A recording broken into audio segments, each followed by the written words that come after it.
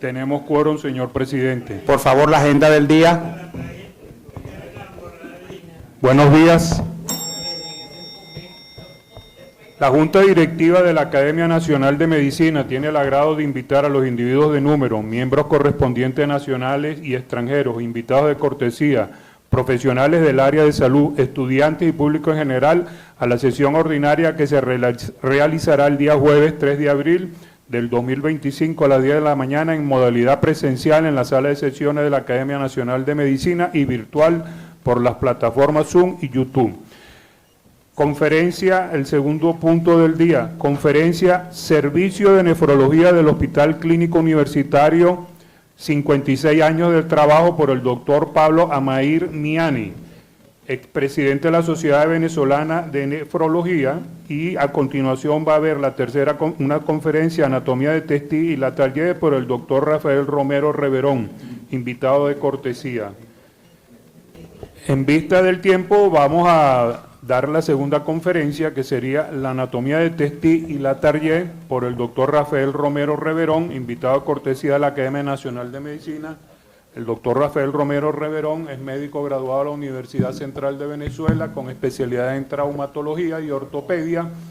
Es individuo de número de la Sociedad de Historia de la Medicina, profesor titular de la Facultad de Medicina de la Universidad Central de Venezuela en la Cátedra de Anatomía Normal. Si le puedo otorgar el derecho de palabra al doctor Rafael Romero. Tiene el derecho de palabra el doctor Rafael Romero Reverón. Adelante. Buenos días. Gracias, señor presidente. Gracias, señor secretario, por permitirme darme esta conferencia en el día de hoy. Como en otras oportunidades, es un placer y honor estar con ustedes en el día para esta conferencia.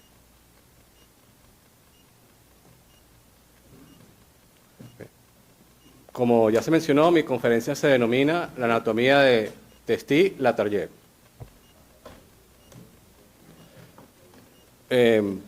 Probablemente todos conocemos el Tratado de Anatomía Testis la Taller. Ha estado presente como libro de texto en la Facultad de Medicina y en otras facultades del país, ¿okay? Y es un libro referencial, primordial y yo diría casi de consulta obligada para el estudio de anatomía, particularmente en nuestro país. Pero la conferencia no versa sobre el libro per se, sino sobre los autores, sobre Testis, la Taller, y con alguna mención de algunos puntos poco conocidos del texto. Como precedente sobre los grandes textos de anatomía, debe mencionarse De Humanis Corporis Factoris Librum Sectum de Andrés Vesalio, el primer realmente tratado de anatomía impreso después de, valga la redundancia, de la invención de la imprenta por Gutenberg, que permite visualizar imágenes cada vez un poco más ilustrativas y fidedignas, y posteriormente a él casi todos los libros se sedimentan o se fundamentan en este libro precedente. Como sabemos también, este texto o tratado fue publicado en 1543, constaba de 663 páginas en 7 capítulos, que en su momento se denominaban libros, pero eran capítulos para nosotros, y consta de 300 dibujos realizados por Stephen Van Kalkar. Quizás del nombre Van Kalkar viene la palabra derivada de calcar, dibujos o figuras. Okay. Y se caracteriza por una descripción anatómica moderna para la época, excelente, rompiendo dogmas en cuanto a los conocimientos previos de Galeno, modificando y corrigiendo algunos de ellos y siguiendo otros nuevos. Y la particularidad es la combinación de texto bien diseñado, bien ilustrado, con el fundamento personal o basado en disecciones anatómicas realizadas por Vesalius. Ahora, nuestro tema primordial, que es la anatomía de Testis la Taller, se enmarca en el precedente de la anatomía francesa, de amplia influencia en nuestro país, en el siglo XIX y hasta principios del XX, pero entre excelentes anatomistas como Jean Cruvellier, Jean-Augustin Leclerc, Julius Cloquet, Philippe Sapey, Henri Rouvier, Delmas. Entre ellos sobresale y resaltan Leo Testi y André Leterrier, destacados anatomistas, y sobresale su texto a pesar de estar, digamos, en competencia o en boga en el mismo momento que textos de estos anatomistas también muy ilustres.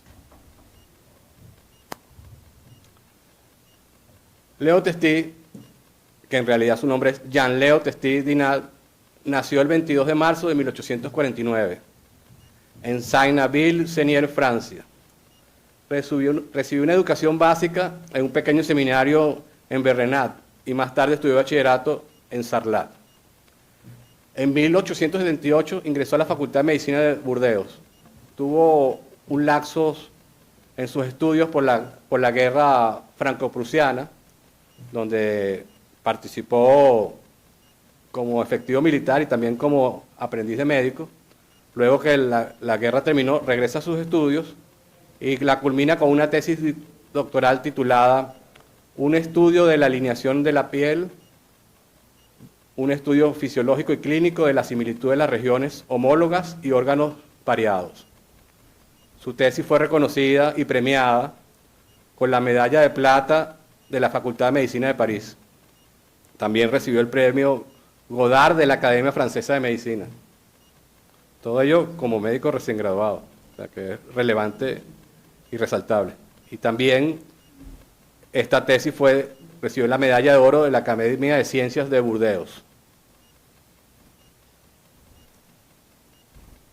Posteriormente, entre 1872 y 1878, trabajó en la Universidad de Burdeos y la Universidad de París, pero complementó su formación académica en anatomía en París, trabajando en los laboratorios de Broca y de Puchet, donde investigó sobre la anatomía comparada, y también en los laboratorios de Quatrefages, donde realizó estudios antropológicos. Testi fue jefe de Anatomía y Fisiología de la Facultad de Medicina de Burdeos entre 1878 y 1884 y nombrado jefe de estudios de esta misma Facultad de Medicina.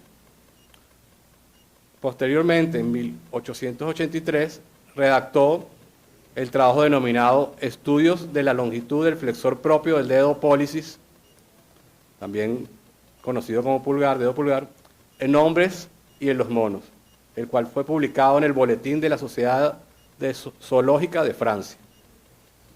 Ya con esta primera información se puede ver la vertiente de Testi no solamente en la anatomía, sino en estudios antropológicos y expansibles quizás algunos de aspectos veterinarios. O sea, una anatomía muy amplia y muy comparativa. Testi también posteriormente trabajó como profesor asociado en la Universidad de Lille en 1884, donde publica un artículo que se denomina La porción braquial del nervio musculocutáneo, el cual da origen al epónimo del nervio de Testi en el brazo, que es el nervio musculocutáneo.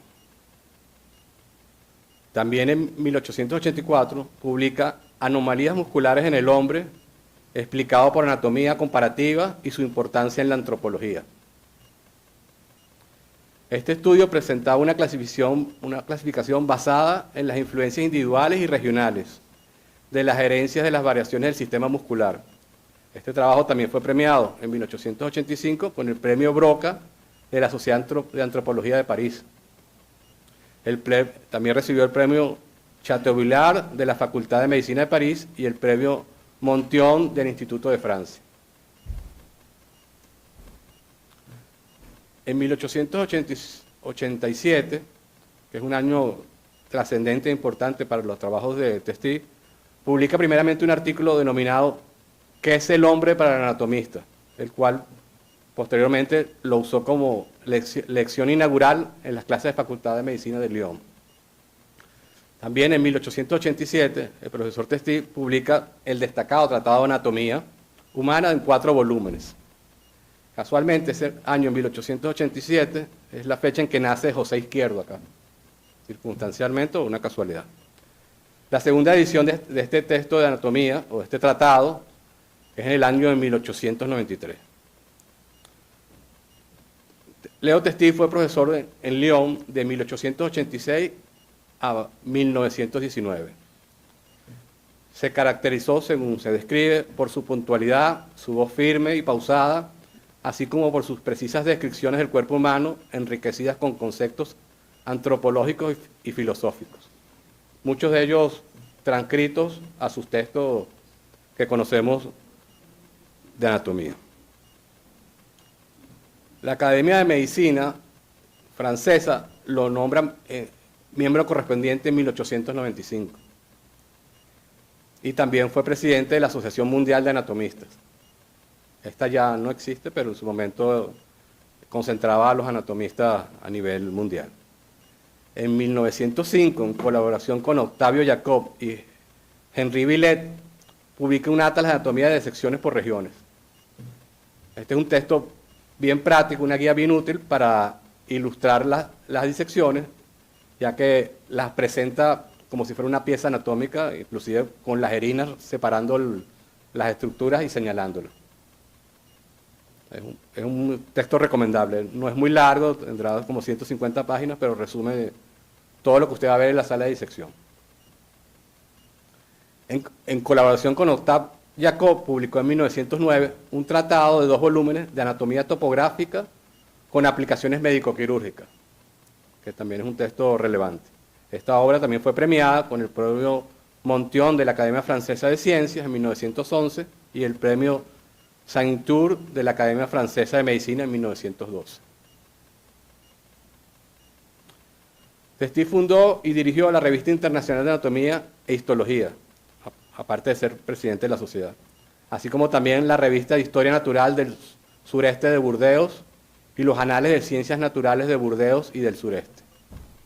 Tras jubilarse en 1819, se dedicó a ser historiador médico y su obra histórica abarca 6 volúmenes impresos y numerosos artículos publicados en revistas predominantemente del sureste francés. En 1925 publica su libro que será póstumo con Jean Pitresque. Este libro se denominó Los nervios y sus esquemas. La obra de Testí es considerable, abarca más de 90 publicaciones, no solo de anatomía, sino también de antropología, prehistoria e historia. Leo Testí fallece a los 76 años de edad en Cauderan, Francia, el 16 de enero de 1925. El otro coautor del texto, André Latarjet, parcialmente contemporáneo en su trayecto laboral con Testí, pero alumno de él, y después veremos en qué coinciden y en qué parte ya no coinciden. André Latarjet nació en Lyon, Francia, estudió medicina en la Universidad de Lyon y en 1901 fue designado interno del Hospital de Lyon e ingresa a trabajar en el laboratorio con el profesor y anatomista Leo Testí. En 1908 adquiere o llega al cargo de jefe de obras anatómicas.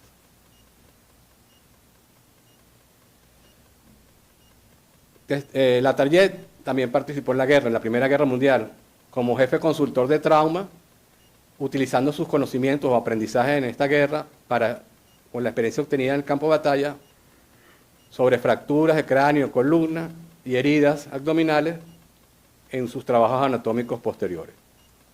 Se convierte formalmente en profesor de la Facultad de Medicina de Lyon en 1919. Una vez termina la Primera Guerra Mundial, pasa a la docencia.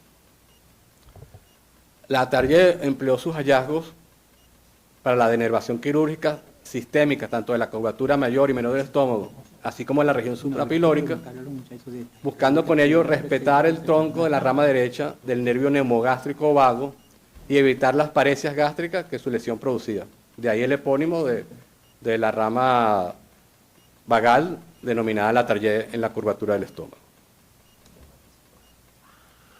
También estudió la influencia de la acetilcolina en las secreciones gástricas, de los ácidos gástricos, ácido clorhídrico, y señaló su efecto nocivo, el efecto nocivo que producía la vagotomía sobre el vaciamiento gástrico, y a partir de estos avances hubo progresos en las cirugías conservadoras de esta área estomacal, para tratamiento de problemas de gastritis, acidez y reflujo. Esto posteriormente quedó en desuso con los fármacos que fueron desarrollándose, que permitió un tratamiento conservador o farmacológico de estas patologías.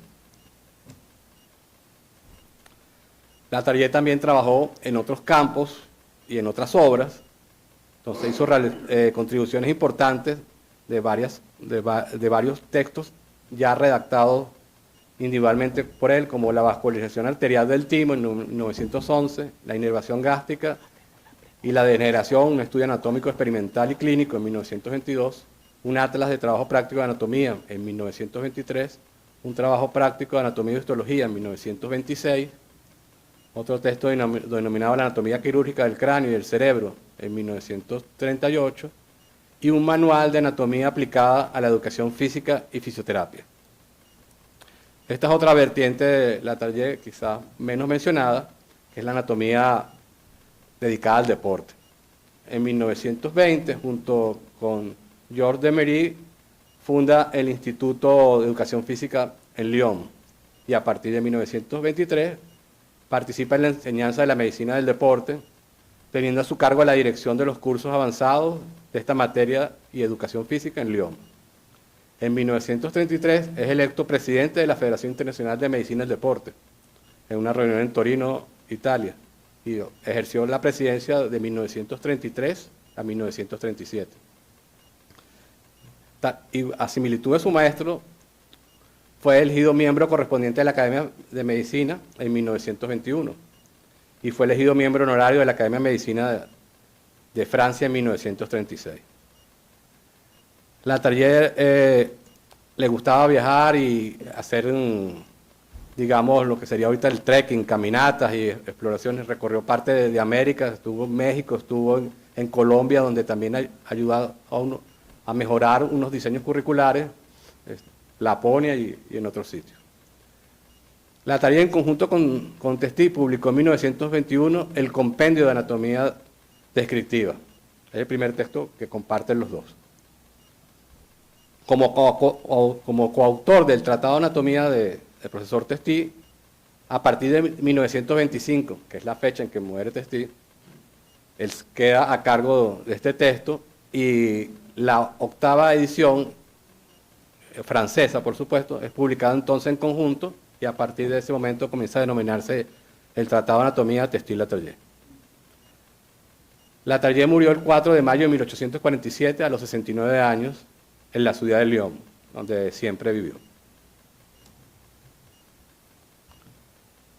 Algunos puntos que considero relevantes e importantes en el Tratado Testi-Latarjet. La primera edición en español corresponde a la cuarta edición en francesa, y la primera en español fue en 1898. Este tratado fue galardonado con el premio Saint-Tour de la Academia Francesa en 1902. La influencia de este tratado no solo se extendió a los países de habla francesa y española, sino que también fue traducido al italiano. La imagen aquí corresponde a la edición en italiano, que es de 2017.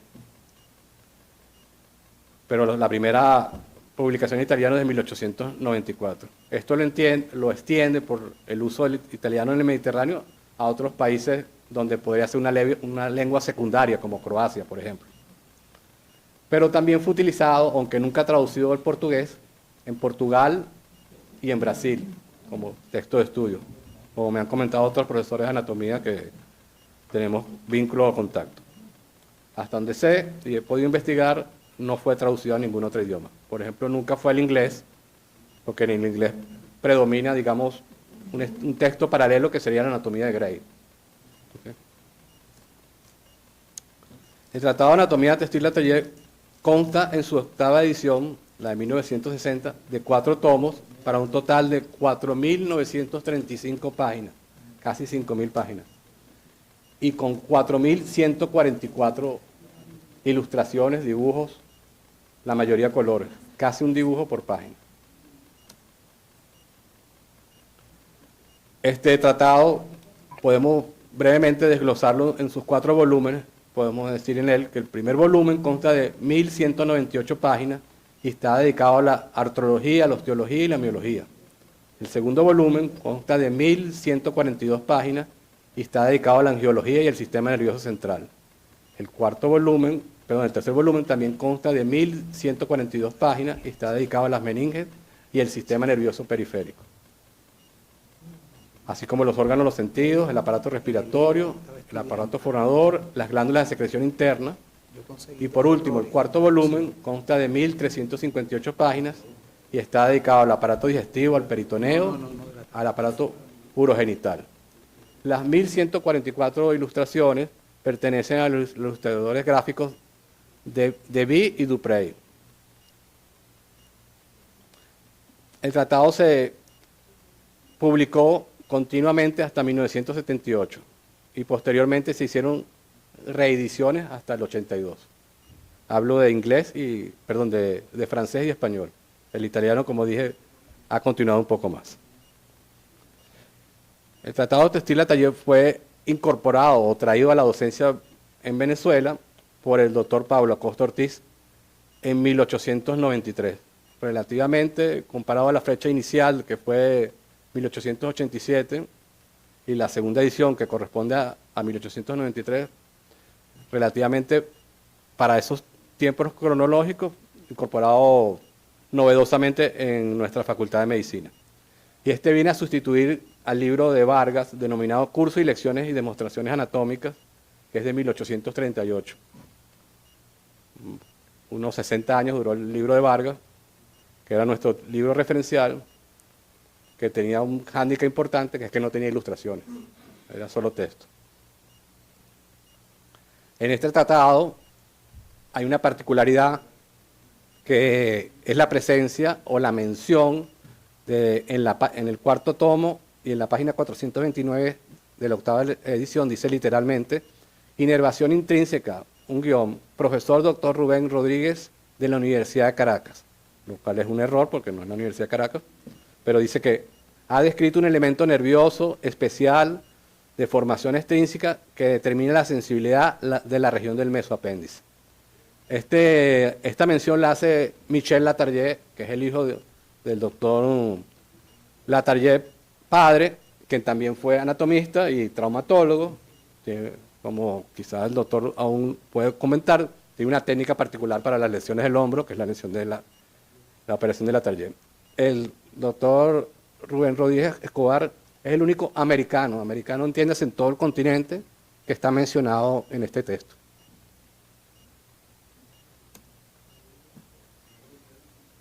El Tratado Textil-Latallé no solo se ha usado en la Facultad de Medicina y en sus escuelas, sino también se ha incorporado a las otras universidades venezolanas, como la Universidad del Zulia, la Universidad de los Andes, la Universidad de Carabobo, la Universidad Francisco de Miranda en Coro y la Universidad de Oriente. Y por último, me gusta terminar con esta frase o este enunciado que dice que la anatomía es y será la más esencial de las ciencias básicas de la medicina, ya que es la ciencia en la que se basa todas las demás ciencias relativas al ser humano, sus enfermedades y su tratamiento, así como también es parte fundamental del lenguaje médico, el conocimiento anatómico. Gracias por su atención.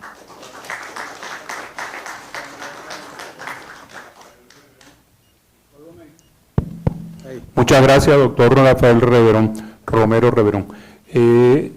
Se da inicio a la sesión de preguntas y respuestas. El doctor, señor presidente de Unidad de Urbina, quiere darle la bienvenida. Sí, muchísimas gracias, secretario. Queremos hacer mención a la bienvenida al doctor Nelson Arbelo, director del Instituto de Anatomía, doctor José Izquierdo, y miembro del Consejo de la Facultad de la Universidad Central de Venezuela. Bienvenido. Doctor Israel Montes de Oca. Derecho de palabra yo. Si le puede conceder el derecho de palabra. Doctor Israel Montes de Oca tiene derecho de palabra. Muchas gracias por concederme la palabra. Presidente, señor secretario. Luce. Aló. Ahí, perfecto. Muchas gracias de nuevo. Estoy verdaderamente contento esta mañana de oír al doctor Romero por su magnífica relato histórico de esta obra tan interesante.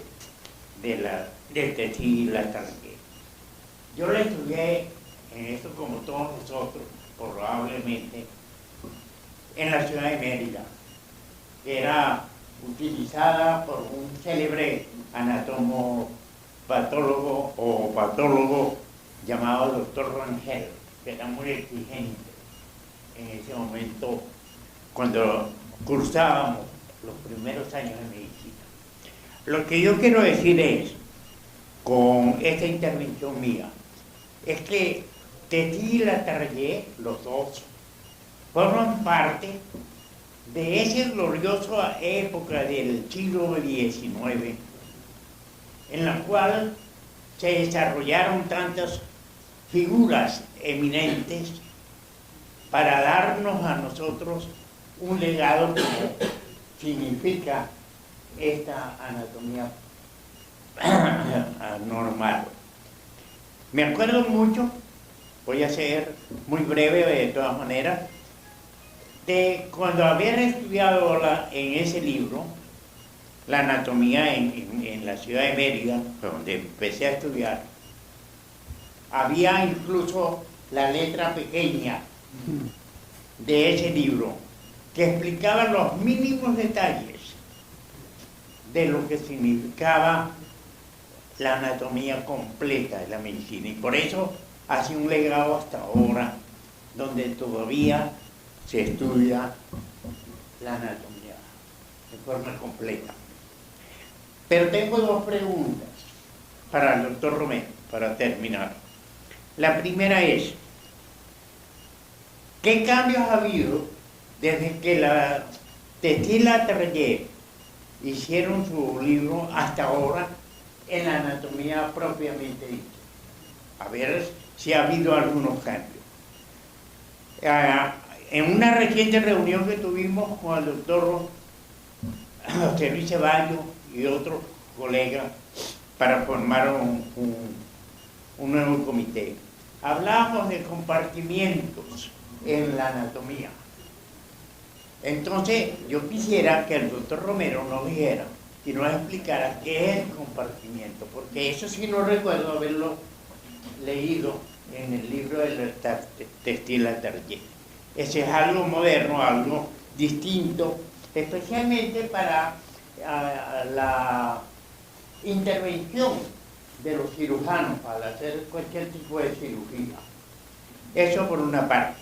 La segunda pregunta es, ¿qué le parece al doctor Romero la comparación de un Tessy Latarguet con uno de los más modernos, como es Nettler, quien escribió un libro también sobre anatomía, muy bueno, excelente, pero que no llega a los detalles, de acuerdo a mi opinión, a lo que llegaron Tessy Latarguet? Muchas gracias. A continuación, el doctor Felipe Martín Piñate. Señor presidente, si le da el derecho de palabra. Adelante, doctor Felipe Martín Piñate, doctora 1. Muchas gracias, señor presidente. Gracias, señor secretario. Doctor Romero, felicitaciones. Nos ha brindado una conferencia excelente, muy bella, de enfoque fenomenológico, hermenéutico, detallando y razonando muy bien todos los pormenores de esa conferencia. De todas maneras, me atrevo a sugerirle de que no debiéramos olvidar los aportes que desde el punto de vista artístico y anatómico hizo Leonardo da Vinci.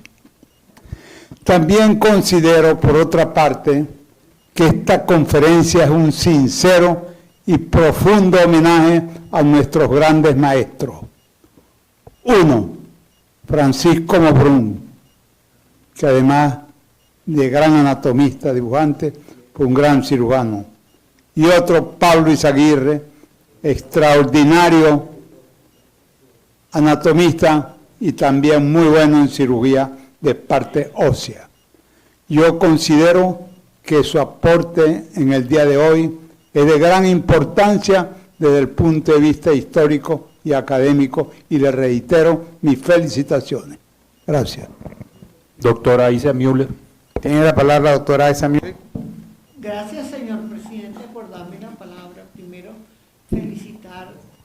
doctor Romero Reverón por esta conferencia histórica, y a nosotros nos da mucho recuerdo la parte de que nosotros estudiamos anatomía por el textil Atarier. Yo era amante del textil Atarier cuando surgió. Algunos estudiantes querían que fuera más corto, porque entonces trajeron el Rouvier, entonces estudiaban por el Rouvier, pero realmente, y los profesores, bueno, Monbrun, Plaza Izquierdo, el doctor Rodríguez Escobar, que eran las figuras del textil Atarier en tiza, las dibujaban en la pizarra, que Rodríguez Escobar también, que fue que me dio clase a mí, fue maravilloso. Ahora, cuando ya yo me gradué, que fue a presentar los STEP, la equivalencia con los Estados Unidos, resulta que ahí no usan textil Atarier, que la parte de los músculos uno pasaba trabajo, porque tenía aquella cantidad de preguntas y ¿qué es esto? Esto no es lo que me enseñaron a mí. Ahora, otra cosa que quería preguntarles, ¿por qué las diferencias? Pues porque los americanos usan esta nomenclatura y nosotros que veníamos de la francesa de 1800 por allá usamos la de textil Atarier. Y si estos libros no se han traducido a otros idiomas aparte del español y el francés. A continuación, el doctor Carlos Rojas Malpica. Tiene la palabra el doctor Carlos Rojas Malpica. Felicitar al doctor Romero Reverón por esa conferencia tan fascinante sobre la anatomía. Quería hacer dos observaciones. Una, que la primera clase de la primera promoción de médicos de la Universidad de Carabobo en esta nueva, digamos, gestión, después de la reapertura de la universidad por la Junta de Gobierno de Larrazábal, la primera clase a esa primera promoción la dio el doctor Pepe Izquierdo. Y el doctor Pepe Izquierdo, sin que hubiese concurso de oposición ni nada de eso, designó al doctor Nicolás Rueda Villasmil como jefe, o propuso como jefe de cátedra al doctor Nicolás Rueda Villasmil, que fue una maravilla de profesor de anatomía, que tenía ese talento de los anatomistas para dibujar. Bueno, esa es una parte que, digamos, es una información de tipo histórica, pero hay otra que me llama poderosamente la atención en la exposición del doctor Romero Reverón. Y es que Textil Atarier le daba valor a la antropología y a la filosofía. Yo pienso que los hombres grandes de la medicina han sido también filósofos y también algo antropólogos. Y esto me lo confirma, porque ciertamente la anatomía es una antropología del cuerpo y también amerita toda una reflexión filosófica sobre el cuerpo, porque el cuerpo es tema central de la medicina. Pero no solamente tema central como objeto de estudio anatómico, por decirlo así, descriptivo, sino también de reflexión, como asiento de la condición humana. Entonces, nada, solamente felicitar de nuevo al doctor Romero Reverón y dar las gracias por permitirme tomar la palabra en este momento. Muchas gracias. A continuación, el doctor José Ramón Poleo. Tiene la palabra el doctor José Ramón Poleo. Sí, muchas gracias por concederme la palabra. Realmente pues ha sido una revisión excelente la que nos ha presentado el doctor Romero Reverón. Pero quería preguntarle, en su opinión, cómo ve las cosas porque desde el punto de vista docente de la anatomía. Porque ciertamente el textil Atarier aparece a finales del siglo XIX y comienzo del siglo XX. Y resulta que en el siglo XX, desde la segunda mitad hasta la fecha actual, hay una serie de desarrollos imagenológicos importantísimos. La tomografía computada, la resonancia magnética. De manera tal que le quiero preguntarle al doctor Romero Reverón, ¿en qué forma inciden hoy en día precisamente estas técnicas para la enseñanza de la anatomía? Habida cuenta que posiblemente los estudiantes de medicina van a encontrarse en el transcurso de su ejercicio profesional, más que todo con imágenes de estas técnicas y aquella enseñanza tradicional del textil atelier, del Rubier. Había también un compendio de textil que también se simplificaba un poco las cosas, pues son 4 tomos de 5.000 páginas. Entonces, y la disección por secciones, ¿ves? Entonces hoy en día esa misma disección se puede hacer de una manera virtual, con todo pleno detalle. De manera que quería preguntarle al doctor Romero Reverón cuál es su opinión sobre cómo debe ser la enseñanza de la anatomía hoy en día. Gracias. A continuación, el doctor Claudio Aún. Tiene la palabra el doctor Claudio Aún. Bueno, felicitaciones al doctor Romero Reverón, porque realmente hizo una exposición tipo, yo diría en este medio, tipo oasis, es como un bálsamo, realmente agradable. En la época que yo empecé a estudiar medicina, estaban los doctores Izaguirre, como decir, anatomía, y el doctor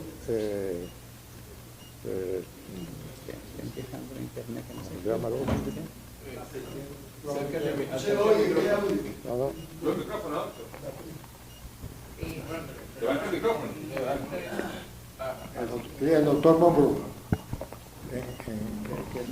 El doctor Izaguirre estaba en la mañana y el doctor Monbrú estaba en la tarde.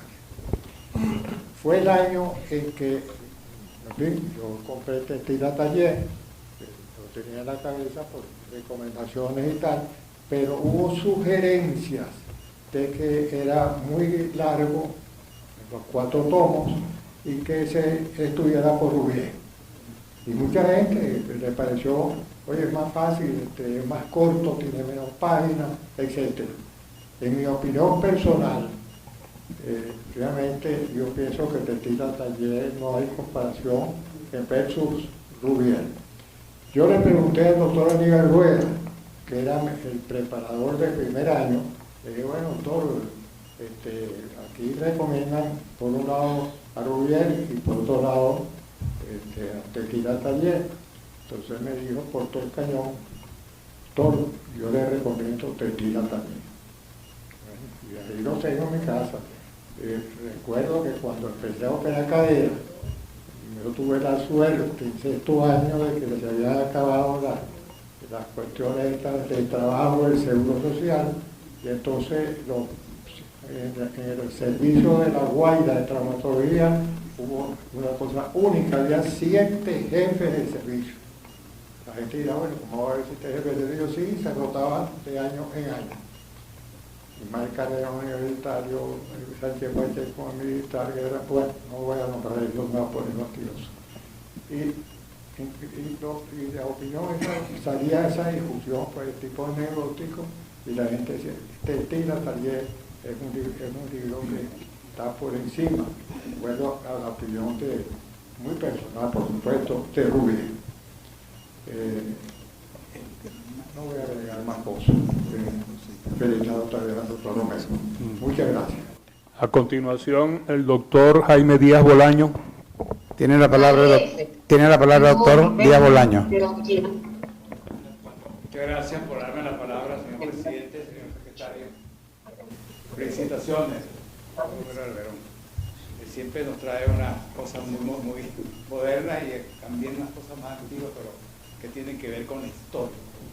Como buen profesor, quería decirle por lo siguiente, que ya más o menos se me ha adelantado en algo de lo que yo iba a decir.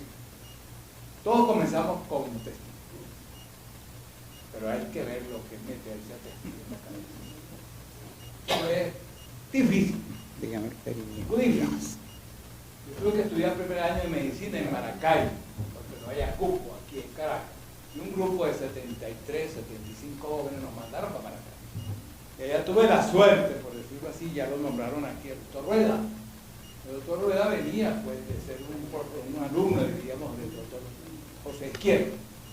Y tengo que nombrar a mi apreciado y querido Plaza, Luis Plaza Izquierdo, que además es mi padrino de profesión, que fue mi profesor en el segundo año de medicina.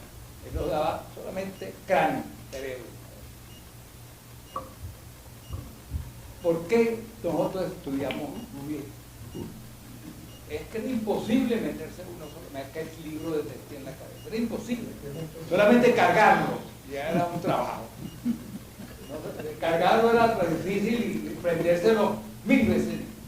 En cambio, Rouvier era un libro más sencillo, más fácil hasta de llevarlo, y aunque Rueda le dijo que era el que le gustaba, él nos recomendó que estuviésemos con el libro del doctor. Y por eso tuve la suerte de tener a Rueda como profesor. Como le dije, tenía el mismo sistema que tenía el doctor Plaza Izquierdo, de la pintura en la pizarra, con tiza, que aquello era, no terminaba como sucedió aquí en Caracas con el doctor Izquierdo, que daba lástima borrar lo que él pintaba, lo que él dibujaba en la pizarra. Bueno, al finalizar, cuando me llegaban, el gobernador me decía, Dios mío, lo que hagan es que no lo borren nunca. Desgraciadamente, muchos de esos se borraron, quedan algunos en la Facultad de Medicina que quedan allí. El doctor Plaza Izquierdo nos dio más que todo, repito, la parte del cerebro. Quería decirles pues que el libro del doctor que nos nombró el doctor Netter es un libro más que todo de patología, pero los dibujos son muy buenos, son unos dibujos fantásticos, sobre todo para uno que quiere ver de patología médica, la parte de la anatomía junto con aquellos libros, es fantástico lo que es el libro de Netter. Bueno, muchas gracias y bueno, felicitaciones nuevamente. A continuación, el doctor José Luis Ceballos. Tiene la palabra el doctor José Luis Ceballos. Muchas gracias por concederme el derecho de palabra. Felicito al doctor Romero Reverón. Indudablemente que esta conferencia nos retrotrajo a todos al primer año de medicina. Yo soy de la generación de Rouvier. Yo soy el último entonces. Yo te pedí primero la palabra. Era muy difícil y no se compraba. Compramos los 3 tomos de Rouvier. ¿Tú? Eran 4. No me le alcanzó, a él no me le alcanzó para 3. No me le alcanzó para 3. Entonces llegué hasta tercero. Con razón lo rasparon. Tuve la suerte, la clase inaugural en el 57 nos la dio Pepe Izquierdo. Y después recuerdo a Luis Plaza Izquierdo, a Llerena daba en la tarde, Pablo Izaguirre, eran los profesores nuestros. No, la pregunta que tengo, y bueno, eso demuestra con la situación actual que la medicina pasó de tener como norte Francia y Europa a tener como norte Estados Unidos y Inglaterra. Entonces la pregunta que tengo, ¿qué texto se está usando ahora en las escuelas de medicina, Vargas y Racetti, de anatomía? Y segundo lugar, siguiendo al doctor Poleo, se está usando ya la parte virtual. Hay cadáveres, se sigue haciendo disección de cadáveres. Tengo entendido que en anatómico, hace unos cuantos años, se reanudó la preparación de cadáveres y los tanques de formol y todo. No sé cómo está la situación ahora. Muchas gracias por concederme el derecho de palabra. A continuación, el doctor Saúl Kisser. Tiene la palabra el doctor Saúl Kisser. Buenos días y muchas gracias a la Junta Directiva por darme el derecho de palabra. Felicitaciones al doctor Romero Reverón por su excelente charla. Yo, como graduado de Rouvier, quisiera preguntar al doctor Romero Reverón qué diferencia, ventajas y desventajas hay en haber estudiado por uno Textil Taller y por el otro Rouvier, con el profesor o los profesores Pablo Izaguirre y el doctor José Luis. Muchas gracias. A continuación, el doctor Nelson Arbelo. Bien, señor presidente, señor secretario, tengan todos ustedes muy buenos días. Profesor Romero, gracias por esta gentil invitación. Para mí es un honor estar aquí con todos ustedes.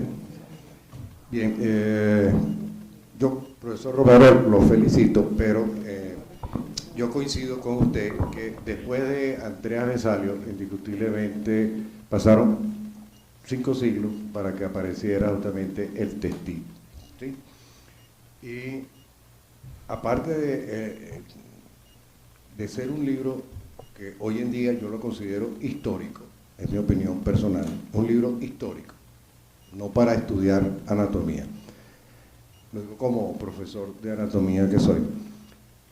La importancia fue que fue un investigador bibliográfico, porque brindaba versiones de la anatomía. Un ejemplo, lo que llamaban antes el espacio maxilovertebrofaringeo, que hoy en día es la fosa infratemporal, ofrecía versiones. Entonces, ya daba de que la anatomía no es estática, sino que es dinámica. El profesor que me antecedió, como yo le puedo responder la anatomía de la escuela Rasetti, y hace años se dejó de usar el testigo, ¿okay? Y vamos más hacia la anatomía anglosajona. De hecho, el texto guía es el Gray for Study, porque esa anatomía descriptiva no queda nada. Entonces vamos hacia la anatomía topográfica y lo otro, la orientación clínica, porque estamos formando médicos, no estamos formando anatomistas, no es la idea de nosotros. Estamos haciendo pocas disecciones, se hizo una remodelación, la comisión presidencial, pero por situaciones que no vale la pena comentar aquí, pues la falta de insumos nos impide. Y si hay algo que en mi escuela ha ido tomando relevancia, es la imaginología. Y entonces, porque nos estamos apoyando en lo que es precisamente la resonancia magnética, la tomografía, el estudio imaginológico simple, porque esa es la anatomía que ellos van a ver. Ellos no van a ver un fémur aislado, ni van a ver un bíceps aislado. Entonces, la anatomía que ellos van a ver es fundamentalmente la radiológica, y ya sea en 2D o sea justamente en 3D. Entonces, hemos simplificado la anatomía, no vamos ya a anatomía descriptiva. Yo, en opinión muy personal, pienso que no tiene razón de ser, ¿okay? De hecho, yo siempre, en mis conferencias internacionales, siempre termino, en una conferencia que tengo pendiente con el señor presidente aquí, porque yo le voy a preguntar a un alumno lo que un especialista no se sabe. ¿Por qué yo tengo que preguntarle a un alumno todos los núcleos de la formación reticular? Pregúnteselo a un neurólogo y a un neurocirujano y no tiene ni idea. Muchísimas gracias y muy amable. Culminamos con el doctor Uniedes Urbina. Muchas gracias, señor secretario. Primero, unirme a las felicitaciones al doctor Rafael Romero Reverón. Lástima que en la época del siglo pasado, cuando yo estudié medicina en el Zulia, nos dijeron o estudia por Textil Atelier o estaba raspado. El que te le ocurriera presentar un Rubier, ni siquiera lo dejaban entrar al salón de anatomía. Esto no nos lo dijeron, uno estudiaba por ahí ya, uno el más avesado pues leía quién eran estos dos personajes, pero eso debió haberse hecho en la época que el estudiante supiera por qué estaba estudiando por estos libros. A propósito de eso, yo gané el cargo de preparador de anatomía gracias a la letra chiquita en la edición 77, que recuerdo que la compré en la Panamericana en México y me lo traje, y había un error en una de las láminas de ubicación de ahorita no me acuerdo cuál fue, pero los profesores quedaron impactados con eso. Y lo segundo, el doctor, haciendo caso al doctor Nelson, me dijo el profesor que me estaba examinando: el cargo es tuyo si me dices lo que pasa por el ojal retrocondilo de Yubara, que solo estaba en la letra chiquita y yo me leía la letra chiquita en esa época. Y a lo que me está respondiendo, vete, me gané el cargo con eso. Y mis compañeros, todavía le pregunto a gente de ese ojal retrocondilo de Yubara y queda en el aire. Entonces, también ayúdate la letra chiquita. Muchísimas gracias por tu aporte. Doctor Rafael Romero Reverón, tiene 5 minutos para la respuesta, como el compendio topográfico. Así. Gracias a todos por sus preguntas y comentarios. Me es grato saber que les trae buenos recuerdos y algunos malos recuerdos del texto. Trataré de ser concreto. El doctor Montes de Oca me pregunta los cambios de Textil Latallé hasta la actualidad. Abismales, enormes. O sea, demasiados cambios, y lo iré comentando en las preguntas subsiguientes. Luego... Sí. El compendio, es el compendio. Después perdón, no se puede. Después me pregunta la diferencia entre Textil Latallé y Néter. Néter se engloba no solo en un atlas, que es su última obra, sino en la colección Sibagay, que realizó durante 40 años. Entonces, en ello hay descripciones, pero primero las descripciones son de patologías. Más recientemente, en el siglo XXI, hay textos particulares de medicina interna, de traumatología, de neurología, etcétera, donde hay escritores médicos con los dibujos de Néter, pero Néter se destaca es por la ilustración, por los dibujos, más no por los textos. Con el doctor Martín Piñati me hace mención de Da Vinci. Los dibujos de Da Vinci, por supuesto, son excepcionales, sobre todo la colección Windsor, que fue una de las últimas en descubrirse de él. Pero aparte que es una descripción muy florida, muy detallada, pero no tiene la vertiente médica. Con la doctora Aixia Müller me pregunta o comenta el cambio que hubo al hacer los STEP en los Estados Unidos con los conocimientos anatómicos. La anatomía anglosajona se basa sobre el libro Henry Gray, primordialmente, es el equivalente al textil en español o en francés. Y la denominación de los músculos y todas las estructuras son en nombres en latín. Quizás por eso pudo haber tenido alguna discrepancia o inconveniente. El doctor Rojas Malpica comenta sobre los médicos y la filosofía. Bueno, inicialmente desde Grecia, los médicos fueron primero filósofos, y es una vertiente que hemos perdido con el transcurso de los años, pero es importante. Ya voy a terminar, doctor de Abreu. El doctor Poleo también me comenta sobre la disección anatómica en la actualidad. Actualmente hay un nuevo concepto que se llama la disección digital o la disección virtual, que se engloba en todos estos nuevos recursos de inteligencia artificial, inclusive en cosas precedentes como la resonancia magnética, las tomografías en tercera reconstrucción, y es lo que se utiliza, suple el formol, suple el inconveniente y el retardo de las disecciones. El único hándicap que yo le veo es que no tiene tacto, usted pierde el tacto, pero en visión y en descripción es equivalente o superior. ¿Se pierde qué? El tacto. El doctor aún resalta las virtudes y lo completo que es el textil. Por supuesto que probablemente es el libro más acucioso, más detallado.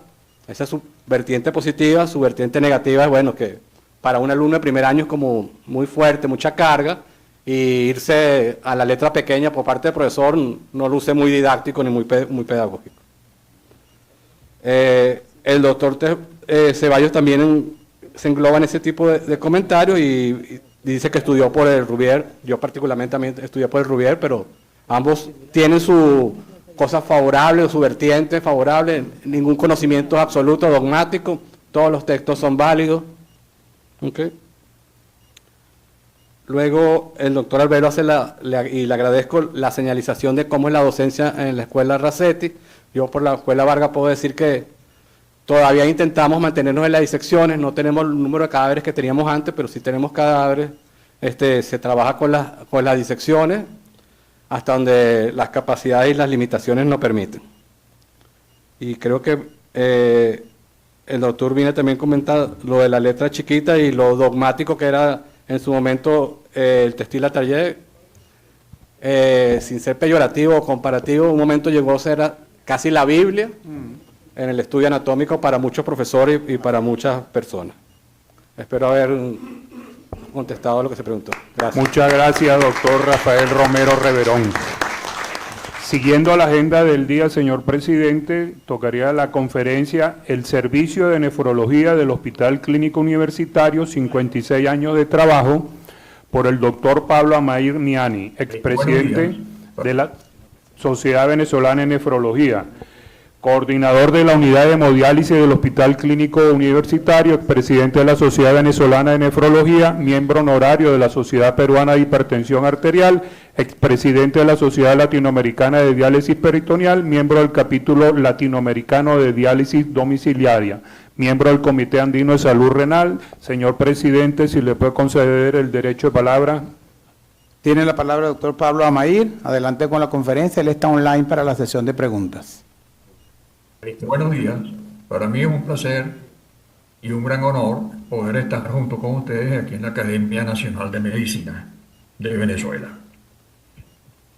La especialidad de nefrología, como subespecialidad de medicina interna, comenzó el siglo pasado, el siglo XX, mediados del siglo XX, y esta es la oportunidad entonces de presentar la experiencia de 56 años del servicio de nefrología del Hospital Universitario de Caracas. Ahí he dividido en 3 etapas la del servicio, de 1959 a 1965, que es cuando regresa el doctor Guinan Baldó, formado en el hospital en el Boston, en el Peter Ben Brigham de Boston, con el doctor Merrill, y junto con el doctor Alfredo Kaufman realizan las primeras biopsias renales percutáneas. El doctor Alfredo Kaufman venía en esa época de Cuba, donde se había entrenado con el doctor Ara, que fue uno de los primeros que hizo biopsias percutáneas a nivel mundial. Ellos también hacían hemodiálisis, básicamente el doctor Guinan, y arteriografías. Estaban en 2 cuartos en el piso 6, con una máquina de diálisis y otro cuarto para diálisis peritoneal. Acuatela, doctor Harry Acuatela, Marcos Boisier, que estaban en Medicina 1, realizaban diálisis peritoneal y biopsias renales, junto también con la doctora Recaño desde Medicina 2, pero no trabajaban en forma conjunta. Un recordatorio pues para el doctor Alberto Guinan Baldó y para Alfredo Kaufman y su experiencia. Los primeros 45 casos los presentaron en 1961 y posteriormente presentaron 133 pacientes biopsiados. El doctor Rodríguez Apúa comienza a hacer reuniones en el servicio de cirugía 1 y coordinar a los distintos grupos que estaban trabajando para lograr entonces esta segunda etapa del 65 al 68, en que se continúa todavía en el piso 6, se reúnen periódicamente, como ya dije, bajo la coordinación del doctor Rodríguez Apúa, el grupo ya mencionado, y se agregan también urólogos y cirujanos, como el doctor Darío Pisani y como el doctor Hugo Parra. En el 68 se hace el primer trasplante de cadáver en el hospital, que fue el segundo trasplante hecho en Venezuela. El primero se hizo en Maracaibo el año anterior. Y también se realiza el primer trasplante vivo a vivo en toda Venezuela en enero del 69. Se logran 2 primeros residentes, el doctor Bruno Burger y Manuel Pérez Rojas, que después pasan a ser adjuntos fijos. Los adjuntos especiales del servicio ya integrados pues, en este grupo eran el doctor Guinan Baldó, Harry Acuatela, Marco Boisier, Ana Recaño de Rubio. Y los médicos del internado rotatorio cubrían voluntariamente guardias en el servicio de nefrología para lograr pues que los residentes de esa época tuvieran guardias cada 4 días y no guardias en forma continua. La guardia cada 4 días era lo que se usaba en esa época. Y tenemos una vista del servicio con los primeros residentes en ocasión de la visita del doctor John P. Merrill, donde se había entrenado el doctor Guinan Baldó con él, y él es padre de la nefrología a nivel mundial, uno de los padres, y uno de los que promovió y realizó los primeros trasplantes en el mundo, inclusive el trasplante entre gemelos. Posteriormente también entonces empezaron a trabajar y a ver actividades dentro del servicio y los logros. Uno de los logros fue el del doctor Harry Acuatela, un líquido para preservación de trasplante del riñón donado para poder ser trasplantado y para que pudiera durar más tiempo mientras se preparaba el receptor. Este trabajo lo hizo él en el IBIC con el doctor Guillermo Wittenbury, y en literatura internacional lo citaban como The Venezuelan Flush.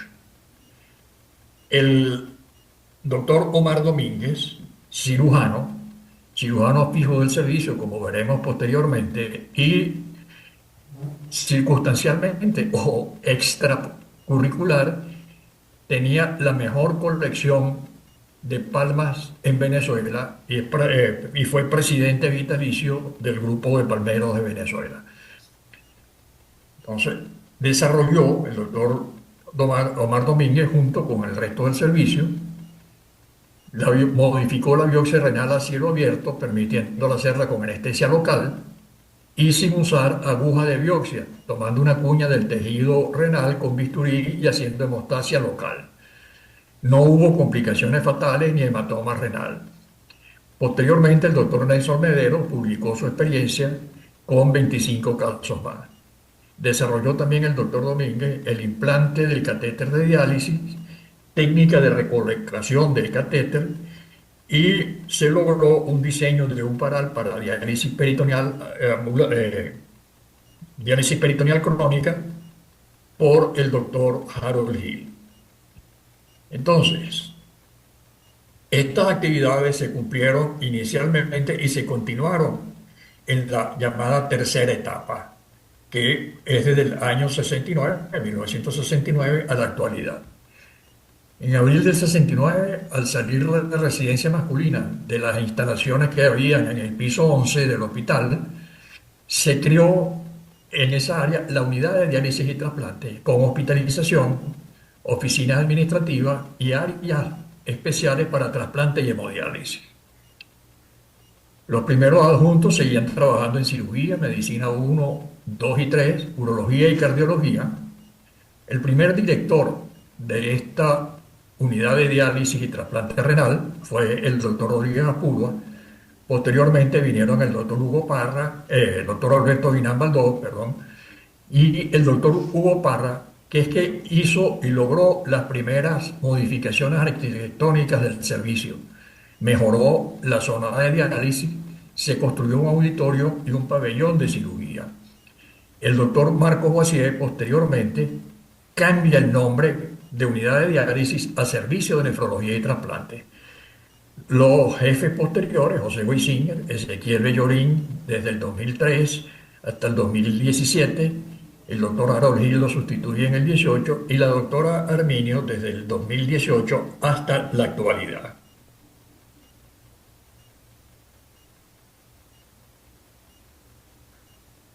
Todas estas han sido las labores que se pudieron realizar y que se lograron en la tercera etapa, que ya es la fija, pues como dije, en el piso 11. Hay personal fijo adscrito al servicio de laboratorio, nutrición y psiquiatría, y secretaría, perdón. Se realiza el primer curso de enfermería para diálisis peritoneal, pasantías de residentes de otros hospitales y de otros países, incluyendo pues Mérida, que fue el primer grupo que vino a entrenarse, y grupos de Perú. Los doctores Bruno Burger y Manolo Pérez Rojas se retiran como adjuntos y los sustituyen Pablo Amair y Luis Gutiérrez. Yo empecé pues en el año 79 ya como adjunto fijo, después de haberme formado en el servicio con nefrología. Posteriormente se incorporan Anabel Arminio y el doctor Douglas Urbina en las tardes. Ingresan los cirujanos fijos al servicio, como el doctor Omar Domínguez, y un grupo pues siguiente de cirujanos.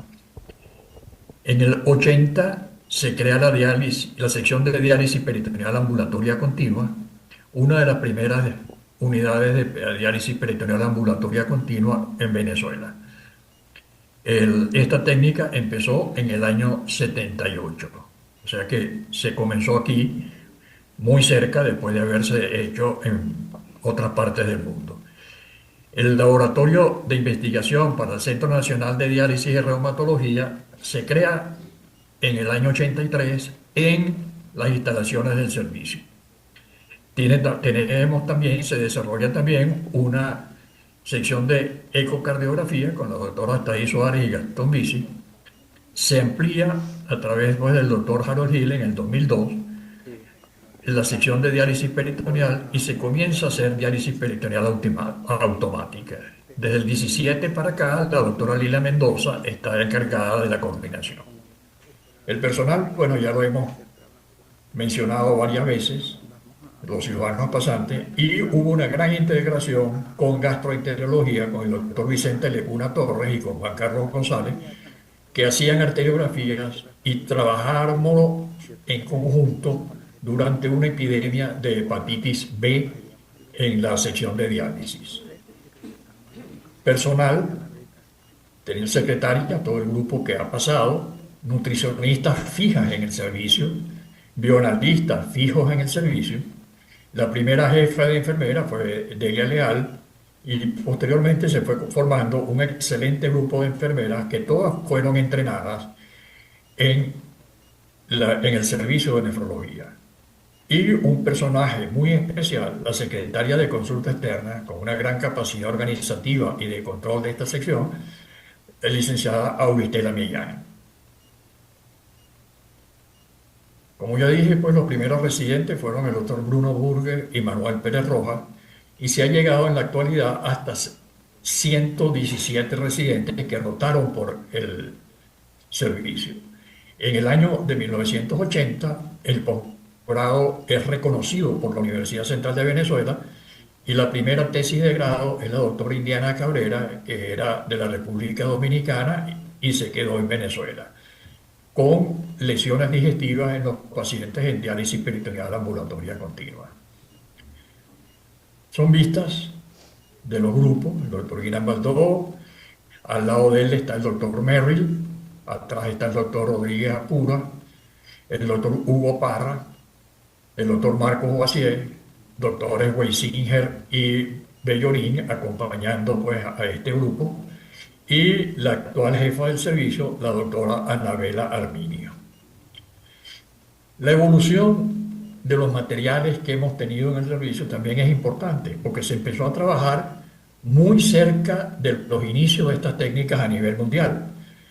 La diálisis en los años que estaba el doctor Guinan Baldó, en el año 58, 59, se hacían con este método de cánulas especiales que se dejaban en una arteria y una vena para poder dializar al paciente como se ve aquí. Esto posteriormente evoluciona y se lleva en el 66, los doctores Cimino y Brescia en los Estados Unidos desarrollan la técnica de injerto de vena con arteria y permitiendo que las venas del cuerpo o las venas del brazo se dilataran para lograr un buen flujo durante la hemodiálisis. Esta técnica la trajo el doctor Rodríguez Apura y Hugo Parra a Venezuela en los años 69-70, o sea, muy cerca pues de cuando lo describió el doctor Cimino y Brescia. Posteriormente vinieron los catéteres centrales de doble vía que permitían con un solo catéter o permiten con un solo catéter hacer la diálisis y son realmente muy útiles en la diálisis aguda porque para hacerla teníamos que poner las cánulas como vimos al principio. La evolución de las máquinas. Esta es la máquina con la que trabajó el doctor Guinan Baldó, son fotos que le pertenecieron, y era conocida popularmente como la batea. Vemos pues en el centro el rollo de diálisis, la llegada de la sangre y la salida de la sangre de este rollo, estando alrededor del líquido para permitir el intercambio. Posteriormente pues progresaron las máquinas. Esta es una foto de un periódico que hicieron una entrevista a pacientes y al servicio, y fueron evolucionando progresivamente hasta llegar a las máquinas de la actualidad que desafortunadamente pues se ha detenido ahí y no se ha crecido con las máquinas nuevas por todas las circunstancias del país. Hubo relaciones muy especiales, sobre todo con el Centro Nacional de Diálisis, que en el año 73 el doctor Virgilio Paz Martínez, de la chaqueta amarilla, junto con el doctor sentado al lado, el doctor Litrichet, que también pasó como adjunto del servicio, lograron pues que en el Ministerio de Sanidad, en la división de enfermedades crónicas, se abriera la sección de nefrología, reumatología y neumonología. Y los miembros del Centro Nacional de Diálisis, que era el centro coordinador de todos los servicios de nefrología del país para la época, también tenían labor asistencial y docente en el servicio de nefrología, y el laboratorio, como ya lo dije, pues se logró en las las instalaciones del servicio. También hubo una relación muy estrecha con el laboratorio de inmunología creado por el doctor Nicolás Bianco, que permitió que la supervisión de la doctora Gloria Echeverría de Pérez y luego de Paolo Tassinari realizaran las pruebas de histocompatibilidad para el trasplante renal a escala nacional. La histocompatibilidad es vital para un trasplante porque esto disminuye, cuando hay buena compatibilidad, disminuye la posibilidad de rechazo y contraindica el uso de un donante cuando hay poca compatibilidad. También se destacó mucho la labor de recolección de muestras y trabajo de Marina Palacio, que era una ex enfermera del servicio de diálisis. También teníamos un gran contacto con anatomía patológica. Desde el principio, como ya dije, pues las primeras biopsias renales en Venezuela se hicieron a través del doctor Guinán Baldó y del doctor Alfredo Kaufman, y los patólogos que la veían, que informaban las biopsias en el Instituto de José Antonio Deli, en el Instituto de Anatomía Patológica de la Universidad Central, eran la doctora Amaya Serpa y el doctor Jesús Morales, que no tenían entrenamiento especial en nefrología, pero eran patólogos, y se logró una evaluación, como ya vimos, de por lo menos 145 casos de biopsia. En el 75 llega a anatomía patológica el doctor José Atahualpa Pinto, entrenado en patología renal, crea la sección de nefropatología del Instituto de Anatomía Patológica con una estrecha relación de nefrología, porque los dos residentes recibían docencia en patología renal de varios hospitales, se recibían biopsias de toda Venezuela para ser procesadas por el doctor Pinto y su grupo de residentes y de especialistas, y posteriormente se creó el Club del Riñón, una reunión mensual con todos los servicios de Venezuela que participaban activamente. Venían médicos de Valencia, especialmente por la cercanía, de El Llano, de Maracay, y era una reunión muy interesante porque permitió que uno conociera y supiera de qué se estaba haciendo en otras partes del país. Desafortunadamente el Club del Riñón desapareció con la muerte del doctor Pinto.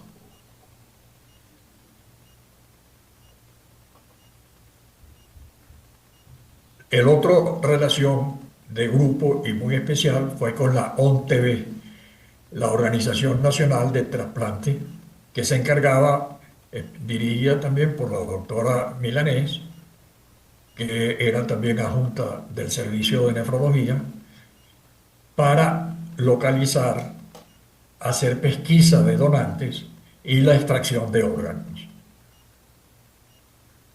Hubo muchas relaciones internacionales, se lograron visitas al servicio y reuniones de personas muy destacadas en el ámbito internacional, como el doctor Grunfeld, el doctor Richet, el doctor Saulo Clar, el doctor Jerome Cassirer, John P. Merrill, como ya vimos, de España el doctor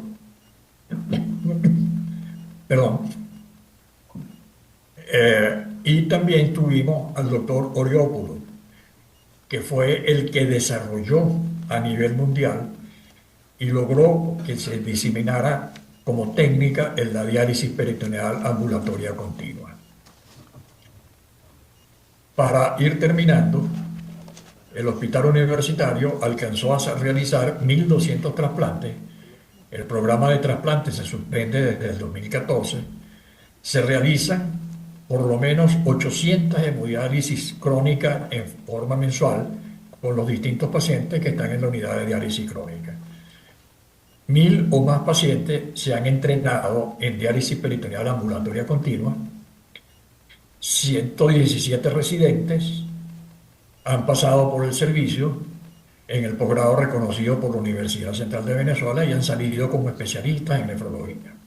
En la actualidad hay 8 residentes cursando el posgrado de nefrología. El servicio sigue en actividad, aunque tenemos muchas limitaciones dada la situación nacional, y todos esperamos poder celebrar los próximos 50 años. Muchísimas gracias, esperamos que los riñones se logren mantener en una forma tan hermosa como en esta foto, y ahí está mi correo para cualquier otra consulta que quieran hacerme. Muchísimas gracias por permitirme haber hablado con ustedes. Muchas gracias, doctor Pablo Amayr. Iniciamos la sesión de preguntas. Doctor José Ramón Poleo, señor presidente. Tiene la palabra el doctor José Ramón Poleo. Octavio. También. Gracias por concederme la palabra. En primer lugar, un cordial y afectuoso saludo a mi amigo de muchos años, Pablo Amayr. Pablo, tu acucioso y minucioso recuento de la historia de la nefrología en el hospital universitario es excelente. Quería preguntarte cuál es el estado actual de los trasplantes de riñón y de la hemodiálisis en la actualidad. Gracias. A continuación, el doctor Israel Montes de Oca. Tiene la palabra el doctor Montes de Oca. Gracias por concederme la palabra de nuevo, señor presidente, señor secretario. Quiero felicitar a Pablo por esta exposición que hizo tan completa, tan integral, que yo fui testigo de ese progreso que él ha mencionado, porque yo formaba parte de Medicina 2 en la parte docente y asistencial, y me daba cuenta del desarrollo extraordinario que tenía este departamento de nefrología, servicio de nefrología. Pero quiero hacer un comentario y posteriormente la pregunta que ya se ha hecho en varias oportunidades de las intervenciones hechas. Primero, recordar a 3 personas, lamentablemente está ausente una de ellas, Harry Acuatela. Harry Acuatela merece toda una cantidad de reconocimientos y méritos por ese extraordinario, vamos a decir, investigación que hizo tan positiva y que es reconocida internacionalmente. Tenemos el orgullo de tenerlo nosotros aquí entre nosotros. Segundo, algo que Pablo a lo mejor pasó por alto, pero la labor que hizo Marcos Boissier, extraordinario nefrólogo, y que hizo unos aportes, así como lo hizo Harry Acuatela, un aporte tan interesante en las enfermedades inmunológicas del riñón, y especialmente los aportes que hizo Marcos sobre el lupus eritematoso en el riñón. Eso es un aporte internacional incluso, reconocido internacionalmente. Y el tercero, el gran personaje que lamentablemente desapareció, que es el doctor Atahualpa Pinto, quien hizo posible el club de riñón y que el mismo Pablo formó parte de él y donde se ventilaban cantidades de problemas en relación a las biopsias enviadas de todo el país y habían revisiones extraordinarias, ¿no? Por lo tanto, es necesario recordar a Pinto, a Atahualpa Pinto, como uno de los grandes, vamos a decir, benefactores de la especialidad en nefrología. Y la pregunta era la misma que hemos hecho. Pablo, ¿qué podemos hacer nosotros ante la situación hospitalaria cuando ha habido una gloriosa historia de la especialidad en nefrología? Muchas gracias. A continuación, el doctor Andrés Octavio. Tiene la palabra el doctor José Andrés Octavio. Gracias por concederme el derecho de palabra. Bueno, yo quiero primero felicitar a Pablo por su completa exposición de toda la situación por él vivida, pero más que felicitar la exposición, lo que quiero es honrar lo que ha sido el trabajo del doctor Amayr durante más de 50 años. Casi que podría decirse que la historia de la nefrología y sobre todo de la diálisis y la insuficiencia renal coinciden con la biografía médica del doctor Amayr.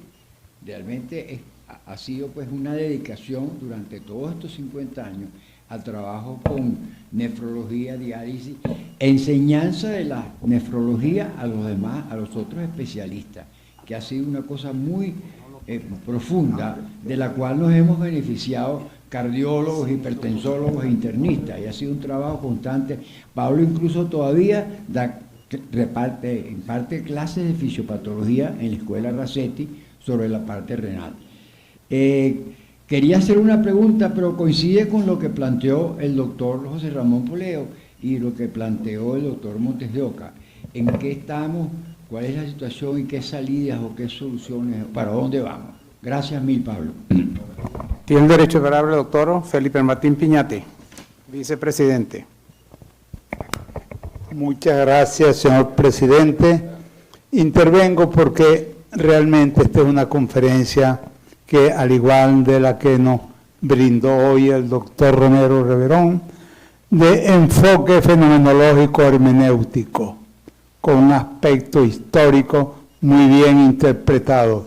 Y yo debo de confesar que fui testigo, de alguna manera, tal vez fuera de cátedra y de forma indirecta, del importante desarrollo de ese servicio en lo que se refiere a trasplante.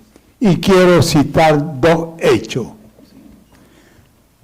Nosotros, entrenando a los cirujanos que estaban formándose en el Algonal, yo manejaba el servicio de cirugía experimental y una de las prácticas de rutina era el autotrasplante renal. Los poníamos a sacar, disecar muy bien el órgano, el riñón y volverlo a trasplantarlo. Eso creó una gran destreza en nuestros cirujanos. Y debo recordarle al doctor Pablo Anair que uno de ellos, el doctor Fernández, después de terminar su entrenamiento en el Algonal, fue directo a formar parte del team de cirujanos de trasplante renal. El segundo hecho que quiero señalar es que nosotros en el servicio ideamos una pequeña cámara de oxigenación hiperbárica. Compramos una olla de presión, esa que se usa para hacer mondongo y sancocho. Esa cámara de presión le agregamos un catéter que recibiera 3 atmósferas de oxígeno y le conectamos también un pequeño motor de refrigeración. Allí nosotros preservábamos los lóbulos pulmonares por 6 horas, por 12 horas y por 24 horas para reimplantarlo en el perro. Nos dimos cuenta que las 6 horas, eso era una maravilla. Esos lóbulos no tenían ninguna transformaciones desde el punto de vista morfológico. Las 12 horas regulares y las 24 horas daban mucho edema. Total es que trabajamos siempre y ese trabajo lo llevamos, recuerdo, a un congreso de cirugía en Puerto La Cruz. ¿Qué relación viene esta historia con el servicio de nefrología? Pues cuando se hizo el primer trasplante de corazón en el hospital militar, se llamaba primer trasplante de corazón en el país, el equipo del doctor que manejaba el doctor Morales, sí, pero el que trabajaba en el hospital universitario en Riñón, nos pidió la camarita esa. Yo no sé cómo escuchó que nosotros habíamos hecho una pequeña cámara de oxigenación hiperbárica y se la prestamos. Ese donante que sirvió, que dio el corazón en el hospital militar, también donó el riñón. Y ese riñón fue trasplantado, transportado al hospital universitario en nuestra pequeña cámara y fue un éxito total. Bueno, quiero reiterarle con esto que ese ha sido un servicio de muchos méritos y se merece realmente un reconocimiento desde el punto de vista científico e histórico en la cirugía de nuestro país. Gracias. A continuación, la doctora Claudia Suárez. Tiene la palabra la maestra Claudia Suárez. Gracias por darme el derecho de palabra. Excelente conferencia y las observaciones de los que pidieron la palabra, estoy de acuerdo totalmente con ellos. Lo único que tengo que añadir es que la primera biopsia renal en el instituto la vio mi maestro, el doctor José Antonio Odeli Serrano. Él entrenó a una joven del primer curso de posgrado, Amelia Serpa. Ella dejó de ver las biopsias renales con el doctor Odeli a raíz de un accidente y después ya la historia la conocen ustedes. El servicio, la sección de patología de nefrología no terminó con la salida del doctor Pinto. Dejó dos excelentes alumnas, la doctora Daboín, que actualmente ejerce como nefropatólogo, y la doctora Sandra Romero. Muchas gracias. A continuación, el doctor Jaime Díaz Bolaños. Tiene la palabra el doctor Jaime Díaz Bolaños. Bueno, muchas gracias por cederme la palabra, señor secretario. Yo soy, como se dice, parte de la historia, porque casualmente soy del servicio de cirugía número 1 del hospital universitario. Mi maestro fue el doctor Rodríguez Apugo y todos los que están allí. Y estuve presente en los primeros trasplantes que se hicieron. Era lo que con nosotros era lo que conseguíamos los cadáveres, teníamos que esperar, llamar por teléfono, estar pendientes de todas las personas, los traslados, etcétera, los hacíamos los residentes. Y claro, ya cuando teníamos un tiempito nos dejaban hacer algunas, nos dejaban meter la mano en alguno de esos trasplantes. O sea que todo esto que han dicho hoy, yo considero pues que soy parte muy pequeñita de aquella historia que se vivió en los comienzos de lo que se llama el servicio de nefrología. Ahí iban los urólogos, estaba el doctor Kauman, el doctor Rodríguez, el servicio. Entonces las personas, los urólogos fueron inmediatamente a aprender toda esa serie de cosas que se hacían y que hoy en día son los nefrólogos. Muchas gracias por concederme la palabra y felicitaciones al doctor Amair, mi amigo y compañero de muchos años. A continuación, la doctora Carmen Insausti.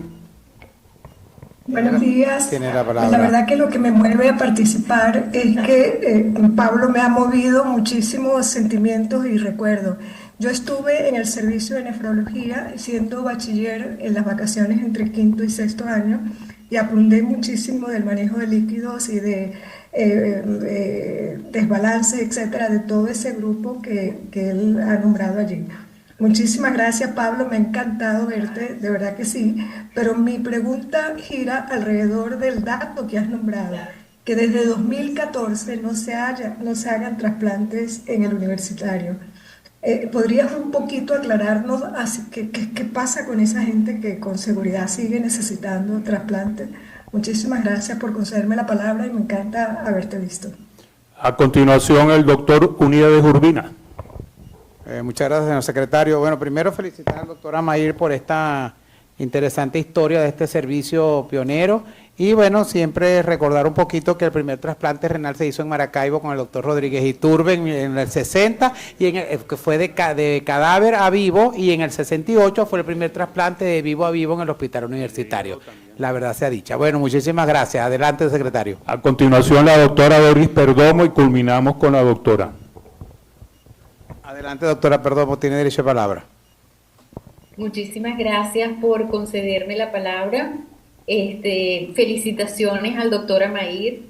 Realmente ha sido muy importante todo lo que nos ha dicho, y mi pregunta sería que a lo largo de estas distintas etapas que él ha ido mencionando en la evolución del servicio de nefrología y trasplante del hospital universitario, ¿cuáles considera que han sido los avances más significativos en el tratamiento y manejo de estos pacientes que puedan aplicarse hoy por hoy en los mismos? Muchísimas gracias. Señor presidente, si le concedo el derecho a palabra al doctor Pablo Moray para las respuestas. Tiene la palabra el doctor Pablo Amair. Bueno, muchísimas gracias por haberme permitido estar con ustedes, y como lo dije al principio, es un gran honor para mí. Los comentarios los agradezco muchísimo, y por aras del tiempo yo tuve que sacrificar muchos nombres y algunas evoluciones en la historia del servicio, pero lo importante era destacar al servicio, cómo se creó y a dónde llegó, y no a lo que hemos participado pues, en el avance del servicio, porque ya esto quedaría para, creo que una segunda o tercera charla, si me aceptan, con la evolución de la nefrología en Venezuela. El doctor Poleo me pregunta el estado actual de la nefrología y la parte de diálisis. Estadísticamente tengo muy pocos datos, porque no se publican desde el 2018 o 2019. Solo lo sabemos por informaciones indirectas, pero para ese mismo año habían cerca de 14.000 pacientes en diálisis, en hemodiálisis, según reportes pues, del Instituto Venezolano de los Seguros Sociales, que era los que financiaban todo el material. Y en la actualidad hay también del reporte, vamos a llamarlo no oficial, del Seguro Social, cercanos a los 6.000 pacientes en diálisis. El Seguro Social sigue financiando este grupo de pacientes, pero ha habido la limitación de ingresos porque han disminuido el número de diálisis, de unidades prestatarias de salud de diálisis, y los hospitales, por razones muy especiales que no vamos a entrar al caso, están trabajando en cuarto de máquina. En el hospital universitario no se hacen trasplantes desde el 2014, y en Venezuela solamente se están haciendo trasplantes en la actualidad en un centro que diseñó y ha dirigido el Instituto Venezolano de los Seguros Sociales en El Paraíso, porque lo que se llevaba a cabo también en el hospital militar fueron suspendidos. El sistema de procura de órganos no está funcionando, y por eso en ese centro del Paraíso solo se hacen trasplantes de vivo a vivo. El doctor Montes de Oca, que me contenta verlo de nuevo porque compartimos y discutimos bastante en las reuniones con el doctor Pinto, destaca por supuesto a Marcos Boisier, que fue un pionero, como ya lo dije, de la nefrología, y el doctor Atahualpa Pinto, por supuesto, pues en la parte de anatomía patológica, que integró muchos servicios de nefrología que desconocíamos a sus miembros, y ahí empezamos a conocernos y se disminuyeron mucho las tensiones que existían entre hospitales rivales.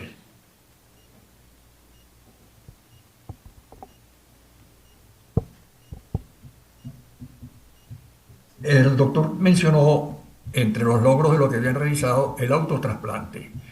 Quiero aclarar que el autotrasplante no es igual al trasplante renal, salvo en la técnica quirúrgica. porque no soluciona el problema de insuficiencia renal por el daño bilateral de los riñones, sino que se toma cuando hay problemas en un solo riñón, especialmente con estenosis y problemas de la arteria renal, que no se pueden revascularizar in situ, y entonces se baja, se desciende ese riñón y se coloca a nivel de donde se hace el trasplante de cadáver. Pero es muy limitada la técnica, son muy pocos los casos que lo ameritan. Yo recuerdo solamente 2 casos en el hospital universitario hechos por el doctor Rodríguez Apúa, pero ya mi memoria no es lo que era antes. La doctora Suárez, que me contenta verla porque también ella y el esposo han estado muy cerca del servicio y hemos compartido mucho. No sabía que la primera biopsia la hizo el doctor José Antonio Deli, porque Guinán siempre hablaba de Amelia Suárez, desafortunadamente desaparecida pues, en un accidente de tránsito. Y ahorita hay limitaciones en cuanto a las biopsias renales en el Instituto de Anatomía Patológica. La doctora Daboín está trabajando, y es creo que es una de las muy pocos patólogos que están haciendo biopsias renales, pero no los está haciendo en el Instituto de Anatomía Patológica, sino en una clínica privada. Y la doctora Andra Romero, excelente persona, formada también con el doctor Pinto, está fuera del país. El doctor Díaz Bolaño, bueno, hemos compartido muchísimas cosas, fuimos internos y residentes en la misma época, y el abuelo del doctor Díaz Bolaño, el doctor Díaz Vargas, fue el que atendió a mamá en mi parto.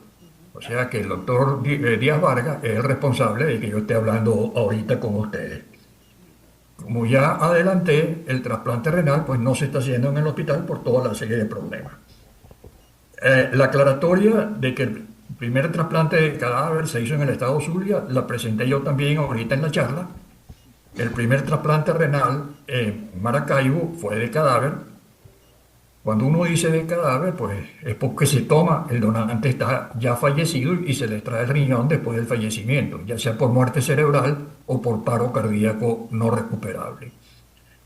Los trasplantes lo dirigió el doctor Bernardo Rodríguez Iturbe, que es uno de los padres de la nefrología y la diálisis en Venezuela, pionero completo en el estado Zulia y ahorita residenciado y trabajando en México haciendo nefrología clínica con excelentes trabajos, con publicaciones recientes.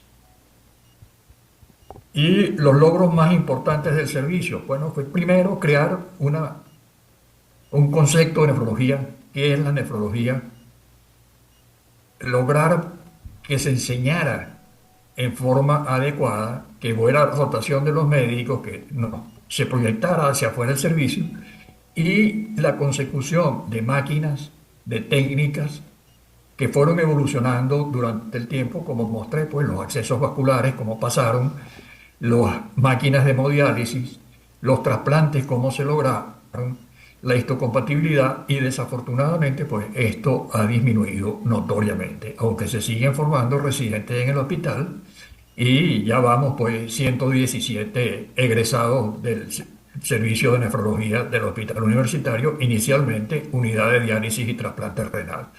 Muchísimas gracias por haberme escuchado, un gran placer, y si aceptan la idea, pues, de próximas charlas sobre historia, puede ser de la diálisis peritoneal o puede ser de la nefrología en general en alguno de los estados, estoy completamente a la orden si ustedes tienen la paciencia de volverme a escuchar. Muchísimas gracias. Muchísimas gracias, doctor Pablo Amair. Siempre a sus órdenes, esta es su casa. Señor secretario, informe si se ha cumplido la agenda de la primera parte. Se ha cumplido en su totalidad la agenda, señor presidente.